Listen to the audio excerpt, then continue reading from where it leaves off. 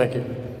I'd like to start by just asking all of you to, if you could, reflect on your personal experiences in education or currently in education, and think about an educator, professor you may have had throughout your path that truly served as an inspiration to you, possibly to pursue what you are currently, or just an inspiration that you may have had in life. So if you could do that for a few seconds, I would appreciate it. Okay, a few seconds is up. So, by a show of hands, how many can honestly say that someone through their educational process has truly influenced them? Well, you guys better. That's great, that's reassuring. That's something that, aside from the science, what I'm focused on, beyond the science and the root of me being a teacher and me being an educator is to, I want to be that person that, that they raise their hands about. And you've heard the expression like, be a difference in a kid's life, I say, oh, yeah, of course, thank you. But in the back of my mind, I'm saying, that's not enough. So, I think I want to make a difference in each of their lives. Every kid that comes through my door, every kid I have the honor of interacting with. And when I don't have that opportunity, that's my motivation. So not only do they provide me in a positive way to continue what I'm doing and expand upon it, but the kids that I may not get through, it even propels me forward into doing other things to reach them. So my focus is to increase basic science love and appreciation through my classroom. And what I and Joel Natus, who's in the room, Joel I have the pleasure of working with on the project and also through teaching, who's very instrumental, and we learn a lot from each other. So my focus is just on mission youth and this movement to increase the love of science in our children, because I think the core of it needs to start when they're young. You may encounter by high school, it's difficult at that time to reinstill that love or kind of regenerate that love if it's not present in them at that current time. So a little bit about myself. I'm Jersey City. I'm born and raised here. This is my home. I departed a little bit when I went to college down in South Jersey, but immediately came back. And I came back with a degree in marine science. And my wife, who's here, is a teacher, so she has a year on me. And she always came home with the stories of what she's capable of doing. And I kept it in the back of my mind. And finally I said, you know what, I'll listen to you, which I guess is a good thing if you're married, right? And I said, all right, I'll go in and I'll be a substitute teacher. So I walked into a classroom in 28 school at the time. And the principal, Marianne Hammer at the time, said, oh, Rob, go into a 7th and 8th grade science room. So I said, oh, cool, my degree's in science, so that'll be fun. And my interactions with the kids began on that first day, and I realized, wow, I could see myself doing this. And, this has been a quote that always stays with me. So no matter how far a river flows, it never forgets its source. So that last word there will always be this city that I love. And I think my best way to give back to that city is through, my dedication to its children. And my foundation started in '38, so I have 32 years in the Greenville section of Jersey City, so that's always home to me. And now I live in the Heights, and I, along with myself, I am myself, with Joel, can walk to school, and we're active in the community. The kids see us, and I think that's important for them to understand that we are with them in the same community that we teach. So this is home. So this is PS 28, Chris McCall School. I got to give a shout out to my principal because she indirectly told me to. But she's been an inspiration to me and then to all of them, and providing us from all my administrators. That I've been there 13 years, and they've all provided me with that creativity. I think that's important for any teacher, to have the opportunity to create. We're there for a reason. We're there because we were chosen to be there. We're skilled, and we have a lot of skill set to be able to deliver to the kids in a way we feel is appropriate to them. And I've always had that freedom, and I thank them all for that.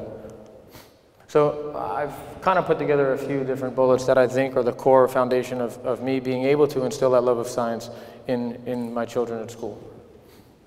So the first one is creating a room that actually speaks. So I want kids who come into our school, and we have about three or four transfers this year, and the second they walk into the classroom, the first thing I ask, and you can ask them and I'll tell you the same thing, I say, all right guys, close your eyes. And I tell that individual, give me an idea of your science room. And a lot of their response is always, there's posters, there's some desks. I said, so where's the living things? They said, oh, well, the kids. My fellow classmates are the living things. And I always say, okay, open your eyes back up, and this is what a science room should look like. So we've had the opportunity to divide basically our science department into about 4 different rooms. The top left, with my son currently fishing in that picture, is our second aquaculture room. So we had 3 tanks donated by the new museum, and myself and Joel and the kids for about 3 years now have worked hard with our custodial staff to make that an aquaculture room that I think is the premier aquaculture room in our city, high schools included. And we have another aquaculture room on the bottom right, which is part of my classroom, and we actually breed minnows in there that I'll talk about a little bit later to reduce the mosquito population in Jersey City. That's my greenhouse, and that's currently not what the greenhouse looks like, but it's a much better picture. The bottom left is actually my classroom. I took that a few days ago. Sorry for the photosphere messing up the picture, but there's a bunch of kids in there doing some work. Actually, I think I took that when you guys were doing physics, maybe. But that's the room. So in total, there's about 2,000 gallons of aquaria, numerous different species of animals. So I try to just embed with them a lot of living things that, aside from me talking and me showing them things, the animals kind of do my job in a way too. Big in my principles of teaching is connecting. So it was very difficult, and I know my students are going to be watching this that are now, and I know my one student in particular, she's in Hawaii right now, and she's going to wonder how come she was not one of those 4 pictures on this particular slide, so I apologize, Amy. But there's 4 of them there, and top left right now is Edwin. He's currently in the Dominican Republic promoting his first album. So that's our little son Ethan promoting as well.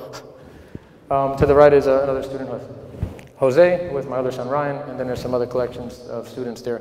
The key being, when Ryan was born, about a month or 2 later, my wife brought him into the room. So the kids see that, they are an extension of my family, and I think each one of them is fully understanding of that. And I think without those connections and establishing that pathway for success, I think the days of me just saying, okay, you're all my students, I'm a teacher, listen to me teach, this is what I say, go do it, those days are over, at least in my opinion. So I want to connect with each one of you so you understand, I'm here for a reason, I want to be transparent, I want you to see my love not only for the subject, but my love for you.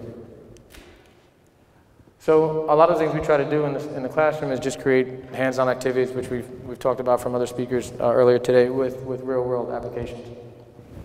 The kids were unaware, even though with the animals I have in the room, that we have cold water species in our state. So there's a program run by the state called Trout in the Classroom. So you raise, they were brown brook trout actually, and we raised a good 70 or 80 of them and released them in a New Jersey stream, so that was kind of cool.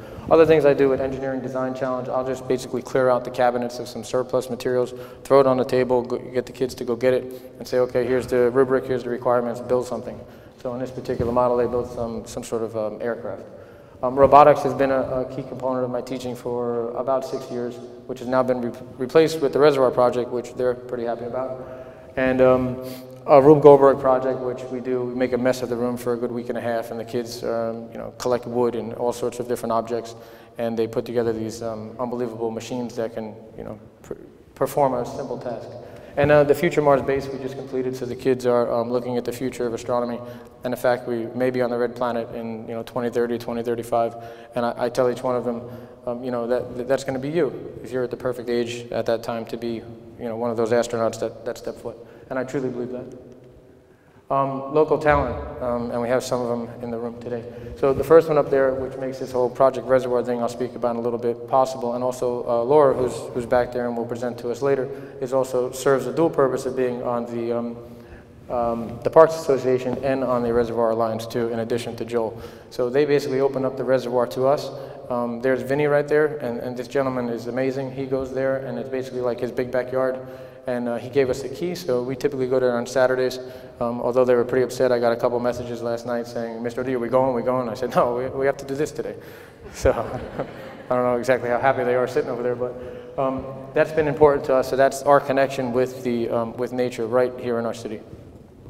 Then down there is my friend of mine, Nick. He runs a couple businesses in the city. He's come to our classroom numerous times. He's donated shirts to the kids and supported them, and that's great for the kids to see that the community is truly interested in what they're doing. Another friend of mine, Brian Simmons, he runs a submission fighting company, and you know, the brand Tap Out is pretty popular with kids nowadays. So through his connections with them, sometimes he'll randomly send me a box of shirts, say, here, give it to the kids, and you know, they love that. And up top there, Alex, who's graced us with his presence today over there. Alex has been in the classroom a few times, twice with them already, and he provides, his focus is really on educational-based gaming. And he works with them to create apps and different games that they can use to fulfill other obligations with their projects. And Alex, thank you for that.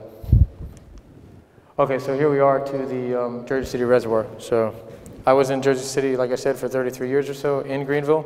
And I remember my sister had a softball game, and I was in trouble with my mom apparently.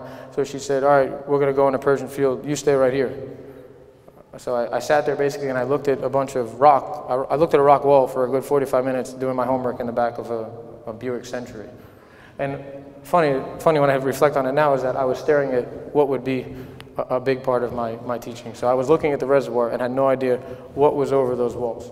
And I always had an interest in science, but I never had a connection to science within the city in terms of being in nature. So I don't know how many are familiar with the fact that we do have a 13-acre site right here, smack in the Heights section of Jersey City. And what we're doing with the kids' work and Mr. Natus' work and Ms. Maluski's work at school and Dr. Elders is trying to promote that as a classroom, an outdoor classroom for our entire city. And for the last 3 years, we've been pretty successful with it, but we just need a little more help. So there are some of the kids connecting with nature. One of the students here right now, I won't mention his name, but he's there. He was done a particular day. I wasn't there that day, Mr. Natus was, and he said to Mr. Natus in school, he said, Mr. Natus, that was the best day of my life. And you know, when Mr. Natus told me that, I almost started crying, like, if I keep on talking about it, I will right now too, so I'll stop. But then Mr. Natus, I realized, like, wow, this was the best day of his life. Just being out there and having fun with his friends, and we sneak in the learning, and that was great. So part of Project Reservoir is basically to look at simple solutions to complex problems in our direct community. So just by highlighting a couple pictures, the top left and right and the bottom left are kind of connected. So we breed in those aquaculture rooms fathead minnows, which are released by the state to control mosquito larvae. So we have 2 rooms where we focus on breeding them. Top left is a garbage can we have at the site because we tried to release the minnows and the bass ate them all. They tried to fish for them and they of course were gone. So we keep the minnows in a garbage can and we collect the larvae in those recyclable bottles, and then we feed the larvae to the minnows in a protected area of the reservoir, so hopefully no one goes and tips the bucket over, and we've been successful for 2 years with that being on site. Other kind of hydroponic based gardening tools. We have currently, I believe, 4 different, we call them chinampas for the Aztecs, and to reintroduce a native species because there's Phragmites there, and we try to outcompete them with cattails. And we now reduced that to make classroom sets, so if a teacher's interested in the city, they can contact us. We give them the supplies. The kids have the YouTube video already shot from last year, and they can construct their own floating gardens in their classrooms. Some current work, actually that's on display outside, you may have seen it. That's our model prototype solar aerator, and below that we actually have our full-fledged prototype that has come to life, and that's about 10 foot by 5 foot, and that's currently floating around the reservoir pumping oxygen for the fish throughout the winter. The middle one there, we have a team, some have their shirts on right there, called the Tunnel Savers, and they focused on the effects in our community with Hurricane Sandy and saw the damage to our infrastructure and decided to base a project around not only protecting our tunnels, but protecting our path stations and other infrastructure that need protection from flooding. So that's currently what we're working on there. What I try to instill in the students, as Mr. Natus does, and a lot of the teachers I'm able to work with every day, thankfully at 28, is to dream big.